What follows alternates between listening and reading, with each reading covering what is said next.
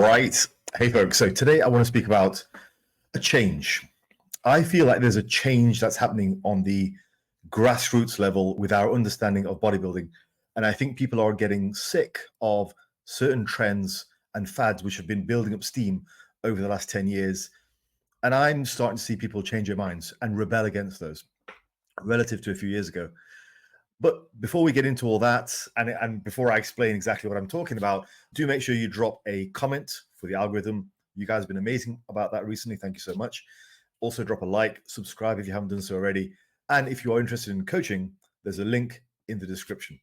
So I released a video earlier this week, and it was highlighting my training for a push session. And the main emphasis of the workout was me discussing my exercise order and how I go from heavy work to then slightly lighter bodybuilding style work with machines and whatnot, and ending with lighter finishes. The majority of people really understood that, and it was well received. I did also mention in the video some things to do with lengthened positions and shortened positions and how I like to vary things up. However, when I vary things, it's more a happy coincidence within the overall structure of heavy to medium to lighter finishes. And most people understood that. One guy even commented, that makes sense. Start with the heavy stuff, go on and progress through and train to the lighter finishes. And I had a conversation with one of my subscribers, Josh, and he really gets it. He understands the idea. He knows it's about loading. It's about getting some weight on the bar. And so we had a brief conversation about length and the partial stuff, but we both came to the conclusion that really all of that stuff, all of those details are very much secondary to loading. And I think that's the most important thing which I want to get out just to start this video off. Because I think what happens is the bodybuilding industry, the fitness industry, we are very prone to taking fads and trends to the extreme. And I want to just make the case for this with some examples over the last few years to highlight my point. Once again, as I say, I do feel there's a change coming. So if we look at some of the more prominent trends over the years, I want to just explain to you how we just take this to the nth degree and how that's exactly what's happening right now. So I'm not worried. I'm not worried about these trends. I will still do my bit to educate you guys, and I will still be here once the trend is all done and dusted. So we'll start with the trend of if it fits your macros. Now that actually started with a rebellion from the Tupperware bros who were on very tight meal plans. Typically speaking, in the early 2000s, late 90s, while people did pay attention to macros, because I remember my first diet in the year 1999, it was a macro diet. There was much more of an emphasis on making sure you got your meals in and you had a regularity of meals. So it was much more structured. Now, the if it fits your macros trend, for those of you who aren't aware, actually came up on the bodybuilding.com forums, because people were asking questions and saying, can I substitute this amount of rice for this amount of pasta, this amount of potatoes for this amount of rice?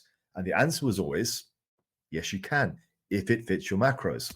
And that's where it came from. So as people replied more and more often, it became shortened to the reply of IIFYM. That's actually how it came about. So originally it was just meant for sensible substitutions if you're in a bit of a pinch, or you just fancied a change of that day. Maybe you just want some steak today rather than lamb, whatever it was. And that is generally how we try to apply it now in a sensible way to allow you to have freedom with your diet. Yeah. Now, because the fitness industry is the fitness industry, it got taken to the extremes. And we had people completely ignoring micronutrient profiles, fiber intake, all that stuff, just in favor of macros. So you had people doing silly things like protein shakes and Pop-Tarts. Some of you might remember that reference. If you do, write down below. So let's just pause for a second and let me just summarize what I'm saying so far. The if it fits your macros trend started off as a very sensible deferral to the Tupperware bros who were taking things to the extreme. So they had taken what was a fairly sensible idea of having a good meal structure, which I think is still important. They had taken that to the extreme. And then you had the if it fits your macros trend, which started off as a very sensible rebuttal to the Tupperware bros who were taking things to the extreme. And then the if it fits your macros bros got way too extreme. And now we're having a resurgence of people looking at nutrient profiles. It all swings and roundabouts. And I think that's exactly what's happening now. Now, I think some of the common themes, which I don't see working particularly well, but are highly emphasized, are things like an overemphasis on the stretch position and an overemphasis on volume over intensity. But on the bright side, I do see a rebellion at the grassroots. I'm seeing a lot of young guys just lifting really heavy and not giving a damn about their volume load or overly emphasizing the stretch position. So you take what is a reasonable concept and you take it to the extreme, forgetting the overall context and forgetting other things that come into play. And I think that's currently what's happening. And if the studies have shown some benefit, great, cool. However, it's all still highly secondary to load and weight on the bar in good form for moderate to high rep ranges. And I think that's what we're experiencing now. People are taking this to the nth degree. So that's my statement for today, but also backing up what we've seen over the last few decades. By and large, the fitness industry is not particularly bright. People are hoodwinked quite easily with things that are minor details and turning them into major details. Now, the reason why that happens, I think, is twofold. First of all, there is going to be a large proportion of the average population who want to appear to be the most clever person in the room, the first adopter. They want to get on a trend immediately to then call everyone else an idiot. You will have people out there just saying, hey, the research is out there. If you disagree, you're an idiot. The sheer level of arrogance of some of these people who declare everyone else idiots, that is what I've seen over the last 20, 25 years. Yeah, it happened with the Ifrich and Macros stuff. It happened with the MPS stuff. It happened with the Tupperware Bros. It's happened all throughout the decades. Now, I'm not saying any of those trends were particularly negative. Ifrich Macros was a great system. The MPS stuff had some value to it. The Tupperware Bros had a decent idea. What I'm saying is when you take a concept and just apply it to the nth degree, ignoring everything else, you lose sight of the context. That's what I'm saying. Just so it's very clear what I'm saying. I'm not poo-pooing the current research on length and partials or the stretch position, because that has been a part of bodybuilding lore for decades. You go back to John Perillo, Dante Trudell, they all heavily emphasize the stretch, as did most bodybuilders throughout the decades.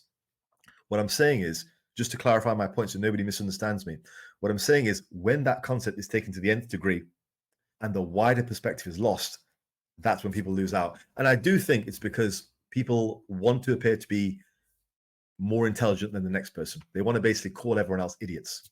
It's a narcissistic drive. And I think it's born out of insecurity because these people, they're usually fucking small. So no offense to anyone, but yeah, they're usually just built like shit. And so that's the first thing. And I think the second thing is influencers are ready to take advantage of these guys.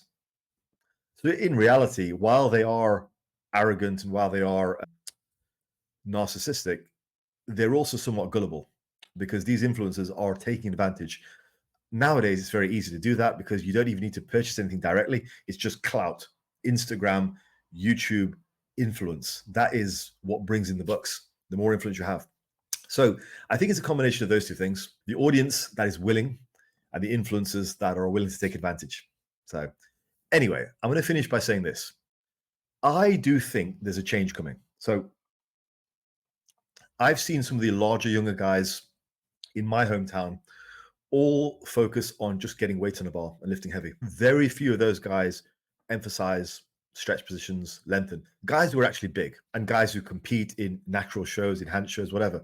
The guys on the ground actually doing the lifting and actually progressing, not nerding out on the internet. Those guys, the lifters, they are lifting heavy. They're lifting hard.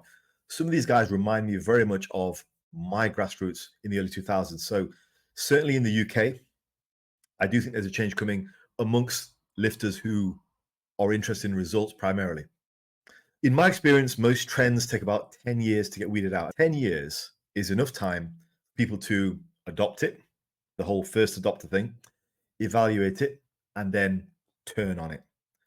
And we're starting to see that now. This video is an example of that. I've felt the need to address it. But, I do think there's hope. I'll give you an example. If you look at one of Mike Israetel's Instagram posts, Personally, I still like Mike. I think he's good. I'm always respectful if I do post on his Instagram account, but you're starting to see a lot more negativity and a lot more skepticism about anything he posts. Just have a look for yourself. Go on to any of his recent Instagram posts, which are related to training. There is a large amount of skepticism. And I think we're starting to see that now. We're starting to see people having adopted it, evaluated it, and now they're turning on it. And the reaction that Mike gets is a prime example of that. Even the reaction that Brad gets to a certain extent is a prime example of that. So I think there's hope, because I do think this is just a trend, one of many that I've seen over the years. I've been training now for 25 years. I've seen trends come and go. For you guys who have been training for maybe 5, 6, 7, 8, 9 years, this is probably all you know.